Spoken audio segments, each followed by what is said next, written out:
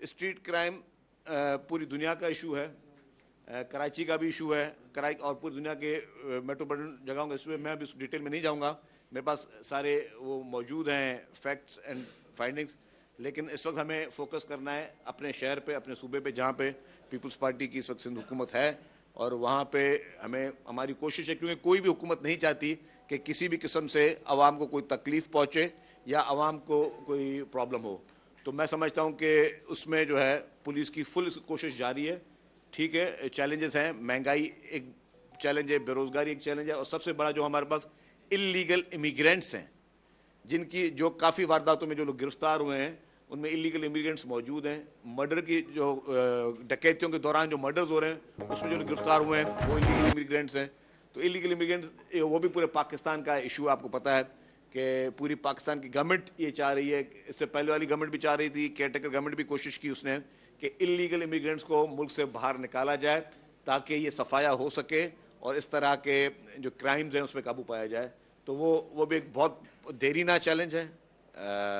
वो पुरानी अफगान वॉर से वो हम सबको उसको फेस कर रहे हैं, लेकिन उस पर भी कोशिश हो रही है कि इन सारे क्राइम्स पे काबू पाया जाए। मैंने जिस तरह कहा कि कोई भी हुकूमत नहीं चाहती कि जी हुकूमत के लिए बदनामी का बायस बने कोई भी स्ट्रीट क्राइम या कोई भी अगवा डकैती, लेकिन डेफिनेटली मुआशरे में कुछ जो इशूज़ हैं उस पर हमने बड़ी सीरियसनेस के साथ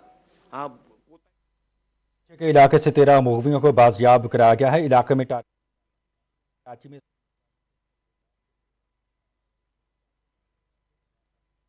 फिर कोताही है। देखिए हमारे साहब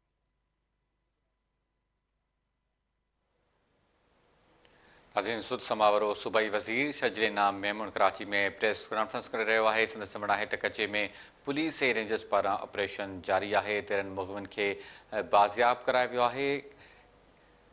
घणे भाङे हिन वक़्तु कचे में अमन अमान जी सूरत हाल बहितर थी वई आहे। स्ट्रीट क्राइम ते ज़ाब्ते लाइ बि कमु कयो पियो वञे। समाज जो सूबाई वज़ीर शर्जील इनाम मेमून कराची में प्रेस कॉन्फ्रेंस करे रहियो आहे। संदसि चवणु आहे त कचे जी सूरत हाल ते ज़ाब्तो आंदो वेंदो। हिन वक़्तु कचे में जेकी सूरत हाल आहे उन जे हवाले सां रेंजर्स पुलिस जो ऑपरेशन जारी आहे। का इशू पूरे पाकिस्तान में है, इसी तरह मंशियात का इशू सिंध में भी है, और ड्रग्स में ख़ास तौर पर मैं आज जो बात करना चाह रहा हूँ, मैं आई विश कि मैं जो मैसेज जाना चाह रहा हूँ वो लोगों में पहुँचे। ड्रग्स में एक ड्रग जो नई इंट्रोड्यूस हुई है पाकिस्तान में वो है क्रिस्टल एंड आइस, और ये इतनी ख़तरनाक ड्रग है कि अल्लाह ना करे अगर किसी भी शख्स का औलाद या कोई शख्स खुद इसको इस्तेमाल करता है तो उसका बिहेवियर जो होता है वो ज़ॉम्बी की तरह हो जाता है, और ज़ॉम्बीज़ की तरह बिहेवियर में फिर वो कुछ नहीं देख पाते। उनकी जो सोचने की सलाहियत है वो फ़ौरन ख़त्म हो जाती है। उसके हाथ में क्रिस्टल और ड्रग के इस्तेमाल करने वाले के हाथ में अगर पिस्टल होगी तो वो उससे किसी को फायर करेगा, कोई छुरी होगी, हथौड़ा होगा, कोई भी औजार ऐसा होगा, प्लास होगा, तो वो लोगों को मारना शुरू कर देते हैं। और उसमें ऐसे वाक़यात हैं कि क्रिस्टल और आइस के यूज़ करने वाले लोग जो हैं उन्होंने अपने वालिदैन को मारा है, अपने भाई बहनों को मारा है, अपने पड़ोसियों को मारा है, और वो उनके सोचने की जो सकत है वो क्रिस्टल और आइस के यूज़ करने वालों की ख़त्म हो जाती है। इसके खिलाफ पीपल्स पार्टी की लीडरशिप ने सख्ती से अहकाम दिए। चीफ मिनिस्टर साहब ने फुल मैंडेट दिया, क्योंकि मुझे जैसे ही एक्साइज एंड नार्कोटिक्स की मिनिस्ट्री मिली तो मैंने पहला काम मैंने कहा बाकी सारी चीज़ें बाद में ये करेंगे कि नार्कोटिक्स की लानत को इस सूबे से पाक करना है हर सूरत में। और उसमें मैंने कहा कि मुझे पार्टी की लीडरशिप की मुकम्मल तौर पर ब्लेसिंग शामिल है, चीफ मिनिस्टर साहब की मुकम्मल तौर पर ब्लेसिंग शामिल है, और फिर हमने एक्साइज एंड नार्कोटिक्स डिपार्टमेंट ने इस काम को शुरू किया है, और इस पे ज़ीरो टॉलरेंस है। जिस तरह बाकी चीज़ों पर है, इस पे सख्ती से ज़ीरो टॉलरेंस है। और इसमें मैं शुक्रगुजार हूँ कि जो हमने एक्शन शुरू किया सिंध पुलिस का, खुसूसी तौर पर चीफ मिनिस्टर साहब का, उनसे इजाज़त लेके ये काम शुरू किया। फिर होम मिनिस्टर ज़िया हुसैन लंजार साहब का, उन्होंने कहा कि जी हमारी पुलिस आपके इस एक्शन में भी आपके साथ रहेगी। तो ये एक नेकी का काम है। इसमें मैं आपको बता दूं, मैं तमाम वालिदैन से गुजारिश करूंगा कि जितने भी आपकी औलाद हैं मेहरबानी करके अपने बच्चों की बिहेवियर पे नज़र रखें, उनके दोस्तों पे नज़र रखें, वो कहाँ उठ रहे बैठ रहे हैं उस पर नज़र रखें। हमने मेरी बहुत और अहम मीटिंग्स भी कुछ सिविल सोसाइटी से होने जा रही हैं, आज भी कुछ हैं, कुछ कल भी हैं। हम स्कूल्स के प्रिंसिपल से भी मुलाकातें करेंगे। कुछ थोड़ी बहुत हमें कानून साजी की जरूरत पड़ेगी, वो भी करने जा रहे हैं। अभी मैं इसको अनाउंस नहीं करूंगा, जब वो कैबिनेट मंजूर कर देगी एक दो प्रोपोजल्स हैं तो उसको भी हम करने जा रहे हैं, क्योंकि इससे खतरनाक चीज़ और कोई नहीं हो सकती। ये समझे कि आप एक सुसाइड बॉम्बर्स पैदा कर रहे हैं अगर इस तरह के क्रिस्टल और आइस के यूज़ करने वाले इस सोसाइटी में जिस तरह जितनी स्पीड में आ रहे हैं, तो ये खुदा ना खास्ता ये सोसाइटी के लिए एक बहुत बड़ी लानत भी है, और ये एक हमारी नौजवान नस्ल की जो है वो नस्ल कुशी मैं शामिल समझता हूँ जो आइस और क्रिस्टल को लोग यूज़ कर रहे हैं। तो इसके खिलाफ एक्शन जो है हमने लिया, मैंने जैसे बताया, हमारे एक्साइज पुलिस ने लिया, नार्कोटिक्स फोर्स ने, और सिंध पुलिस की मैं खास तौर पर तारीफ करूंगा क्योंकि सिंध पुलिस ज़्यादा इक्विप्ड है, वेल इक्विप्ड है, उनके पास ज़्यादा रिसोर्सेज हैं। एक्साइज की जो नार्कोटिक्स फोर्स है उसको हम मौजूद है, लॉ में मौजूद है, उसको हम ज़्यादा इनहेंस कर रहे हैं, उसकी कैपेसिटी बिल्डिंग पे काम हो रहा है, वो भी दिन रात हो रहा है। तो उस पर हमने जो है एक्शन अभी लिया है। उसमें मैं कुछ चीज़ें बताऊं कि ईद के बाद से मंशियात के खिलाफ भरपूर बड़े पैमाने पर क्रैकडाउन हमने वैसे ही शुरू कर दिया है, और क्रैकडाउन के दौरान पुलिस ने जो है जिस तरह एक्शन लिए उसमें हैदराबाद में ही 2 गैंग्स के साथ इनकाउंटर पुलिस का हुआ, जिसमें 2 ड्रग माफिया के लोग जो है वो मारे गए। मुख्तलिफ अजला में पुलिस ने मंशियात फरोशों के खिलाफ जो कार्रवाई की उसे 148 मंशियात फरोशों को गिरफ्तार किया गया। मुलजमान से मजबूरी तौर पर जो है वो 42 kilogram cheers, 12 kilogram ice, 10 kilogram crystal और 10,306 जो है लीटर जो है वो कच्ची शराब पकड़ी गई। कच्ची शराब से भी काफ़ी अमवात जो है हमेशा रिपोर्ट हुई है। गुटखा और मैनपुरी के खिलाफ भी पुलिस की कार्रवाई की गई, जिसमें से 195 मुलजमान को गिरफ्तार किया गया है। मुलजमान से 3,230 किलो मैनपुरी, 4,562 किलो गुटखा और 756 किलो गुटखा और मैनपुरी बनाने का सामान पकड़ा गया है। इसके बाद एक्साइज पुलिस ने जो है जो सेपरेट कार्रवाइयाँ की, एक्साइज एंड नार्कोटिक्स डिपार्टमेंट ने मार्च से अब तक टोटल 49 कार्रवाइयाँ की हैं। एक्साइज नार्कोटिक कंट्रोल से 4,670 लीटर गैर कानूनी शराब इन्होंने बरामद की है। एक्साइज नार्कोटिक्स कार्रवाई के दौरान 128 किलोग्राम चर्स भी पकड़ी है, जो कि मुख्तलिफ शहरों में पुलिस ने एक्साइज पुलिस ने नाकों में पकड़ी, जो कि सखर में कार्रवाइयाँ की गई। और सबसे ज़्यादा चर्स जो रोड़ी सखर में 60 किलोग्राम, कोरंगी में 26 किलोग्राम, जैकबाबाद में 5 किलोग्राम, कराची वेस्ट में 4 किलोग्राम पकड़ी गई। और एक्साइज की कार्रवाइयों से कराची में गिजरी में कार्रवाई की गई, जिससे एक क्रिस्टल का एक डीलर जो है वो गिरफ्तार हुआ। उस क्रिस्टल के डीलर ने एक्साइज पुलिस पे फायर किए, फिर जवाबी फायरिंग में वो खुद जख्मी हुआ और वो जिना हॉस्पिटल में एडमिट था, उसको जख्मी हालत में जो है गिरफ्तार किया। एक्साइज पुलिस ने लाहौर से कराची कोकेन स्मगलिंग करने की कोशिश में नाकाम बनाई, जिसमें एक नाइजेरियन शहरी ओनिका को गिरफ्तार किया गया। ये नाइजेरियन शहरी बाय ट्रेन जो है कोकेन लेकर लाहौर से कराची आ रहा था, और कराची कैंट पे एक्साइज पुलिस के पास इंफॉर्मेशन थी, उस इंफॉर्मेशन में उसको गिरफ्तार किया गया और उससे ये कोकेन जो है वो दरियाफ्त की गई है। ईद के बाद अब तक जो कार्रवाई में काफ़ी मकदार में जो आइस, हीरोइन और क्रिस्टल जो है वो पकड़ी है एक्साइज पुलिस ने। इसके अलावा कराची पुलिस ने मंशियात फरोशों के खिलाफ जो कार्रवाइयाँ करते हुए 188 मंशियात फरोशों को गिरफ्तार किया है। मुलजमान के कब्जे से 86 kilo cheers, 2 kilo ice, 4.25 kilo crystal और अफराद से मुख्तलिफ हीरोइन वगैरह बरामद हुई है। गुटखा मैनपुरी की तैयारी फरोख्त के केसेस में 236 मुलजमान को गिरफ्तार किया गया है।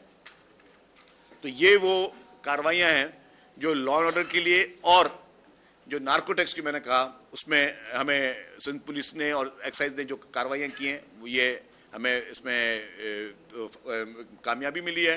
डेफिनेट चैलेंजेस बढ़े। नार्कोटिक्स में मैं चाहूँगा कि तमाम मीडिया हाउसेस, सिविल सोसाइटी इस मुहिम में हमारे साथ चले, क्योंकि जब मेरी ईद के दूसरे दिन भी हमने मीटिंग की है, ईद के दूसरे दिन नए सेक्रेटरी एक्साइज थे और हैदराबाद में मीटिंग हुई, DIG हैदराबाद, पुलिस और सारे एक्साइज डिपार्टमेंट के जो DGs थे वो मौजूद थे।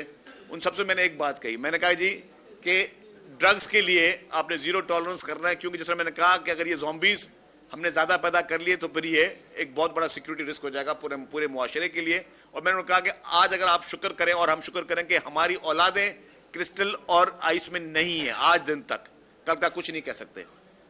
तो ये आपको मैं गारंटी दे दूं, अगर इसको हमने नहीं रोका तो उनकी औलादें जो होंगी आपकी वो 100% क्रिस्टल और ड्रग ये इसमें आइस में होंगी। तो इसको पूरे मुआशरे ने, इसमें मुझे मीडिया की भी हेल्प चाहिए, सहाफ़ी, हमारे क्राइम रिपोर्टर्स, हमारे बाकी सहाफ़ी, आपको जहां जहां पे इन चीज़ों की खबर मिलती है, हमने इश्तिहारी मुहिम भी चलाई है, उसमें हमने टोल फ्री नंबर्स दिए हैं अखबारों में, टीवी चैनल्स में। बराए मेहरबानी उन टोल फ्री नंबर्स में हमें वो सारे डेटाज दें ताकि हम इस तरह की कार्रवाई कर सकें।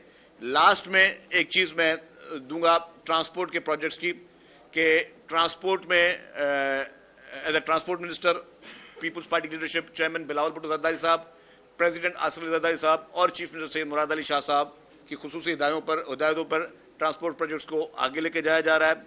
मोहतरमा फरियाल तालपुर साहिबा ने खास तौर पर कहा कि खवातीन के लिए जो पिंक बसेज हैं उसके जो है नेटवर्क को बढ़ाया जाए। और वो खुद उनकी वो ख्वाहिश थी कि जी, क्योंकि खवातीन की तरफ से बहुत अच्छा फीडबैक आ रहा है पिंक बसेस का, तो मोहतरमा फरियाल तालपुर साहिबा ने जो है वो खास तौर पे कहा कि जी इसको आप नेटवर्क को बढ़ाएं। तो उसमें अभी हम मीरपुर खास में 20 अप्रैल को, मतलब 2-3 दिन के बाद 20 अप्रैल को हम जैसे पहले वादा किया था, मीरपुर खास में पीपुल्स बस सर्विस का आगाज करने जा रहे हैं। और इंशाअल्लाह ताला जिस तरह कराची में, हैदराबाद में, लाड़काना में और सक्खर में पीपुल्स बस सर्विस चल रही है, अब पीपुल्स बस सर्विस जो है वो मीरपुर खास में भी शुरू होने जा रही है। और उसके अलावा कराची में खवातीन के लिए जो मखसूस पिंक बस सर्विस है वो भी जो है 19 अप्रैल से वो शुरू करने जा रहे हैं हम। कराची में 20 तारीख को मीरपुर खास का प्रोग्राम है, लेकिन 19 अप्रैल को, मतलब आज से 2 दिन बाद, कराची में मजीद 2 रूट शुरू करने जा रहे हैं। नई फ्लीट बसेस की जो है पिंक बस सर्विस की सिर्फ जो खवातीन के लिए मखसूस है, उसमें उनमें 2 नए रूट्स का इजाफा 19 अप्रैल को किया जा रहा है। और इसी महीने हमारी ख्वाहिश है कि जो आपकी ऑरेंज लाइन बीआरटी है और ग्रीन लाइन बीआरटी है, उसका एक कनेक्शन मिसिंग था। शुरू में ये भी तनकीदें आती थी कि जो ऑरेंज लाइन और इसको आपस में इंटीग्रेशन नहीं है, तो उसके लिए हम free of cost shuttle service चलवा रहे हैं कि जो भी पैसेंजर ऑरेंज लाइन का है वो free of cost green line तक पहुंच सके और वो उसके कोई पैसे चार्ज नहीं होंगे। तो हम, वो एक बहुत टफ फैसला था, मुश्किल फैसला था, लेकिन मैंने कहा जिस तरह पीपुल्स पार्टी की लीडरशिप की तरफ से ये सख्त अहकामात हैं कि जी आपने अवाम को सफरी सहूलियात देनी, और खुसूसी तौर पर इस महंगाई के टाइम पर, जब महंगाई पीक पर है, जब पेट्रोल की कीमतें पीक पर हैं, जब हर चीज़ महंगी हो चुकी है, तो आप मोटरसाइकिल के जो आप पेट्रोल डालते हैं उससे भी आपको सस्ता जो है वो ये बस सर्विस पड़ती है। तो ये अवाम के लिए एक बहुत बड़ा रिलीफ है कि हम उन बीआरटीज़ को कनेक्ट कर रहे हैं आपस में। वो शटल सर्विस जो मैंने कहा वो शुरू की जा रही है। फिर रेड लाइन बीआरटी, मुझे पता है कि इन फ्यूचर फिर सवाल आएगा, उसके जितने भी प्रॉब्लम्स थे वो महंगाई की वजह से थे और जो एडमिनिस्ट्रेटिव इश्यूज थे उनको रिजॉल्व ऑलमोस्ट किया जा चुका है। ईद के बाद हमने कहा था, लेकिन फौरी हमारी कोशिश है कि एंड ऑफ दिस मंथ जो है, पूरी कोशिश है कि हैं टेक्निकल इश्यूज, गवर्नमेंट की तरफ से कोई डिले नहीं है, जो टेक्निकल इश्यूज हैं बिटवीन कॉन्ट्रैक्टर्स और Trans Karachi and Asian Development Bank, तो उसको हम लोग रिजॉल्व करके हमारी कोशिश है कि इस महीने उसका काम फौरी तौर पर दोबारा शुरू कर दिया जाए।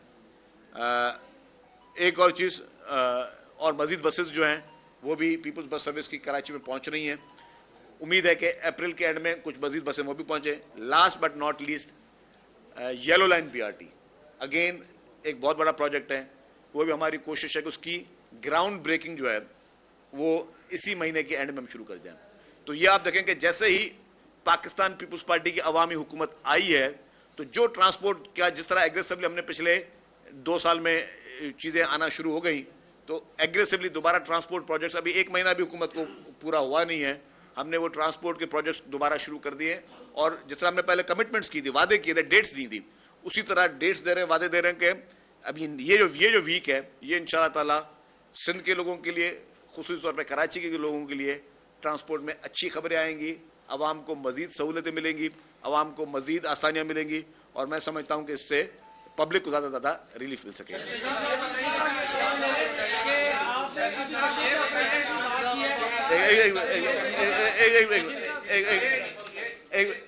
ये बताइएगा कि कच्चे वाला जो मसला है उसमें देखा ये क्या है कि वहाँ पे कबायली सरकार जो है वो भी एक आंसर है। ये वो कबायली जो सरदार है, उन सरदारों से बात सुनने की मत क्यों नहीं करती कि भाई इन लोगों के हथियार करवा।